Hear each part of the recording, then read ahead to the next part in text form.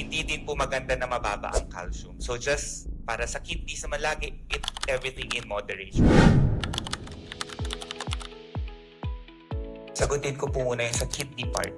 Pag masyadong maraming calcium na nafi-filter sa kidneys, that's a risk to develop stones. Studies have shown po that if you have kidney stones and your kidney stones are calcium in nature, the lower your calcium is in your diet, the more at risk you are of producing more stones. So, hindi din po maganda na mababa ang calcium. So, just para sa kidneys naman lagi, eat everything in moderation.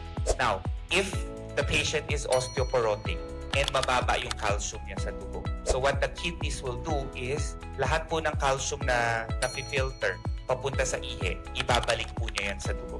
Hindi niya hahayaang lumabas yung calcium sa ihe kapag kailangan ng body natin yung calcium, the parathyroid hormone or the PTH. That will tell the kidneys na, hey kidneys, reabsorb all the calcium kasi kailangan ng blood, kailangan ng dugo. So, babalik niya po yan sa circulation and hopefully ma-deposit po yan sa bone. So that's in terms of kidney function and calcium regulation.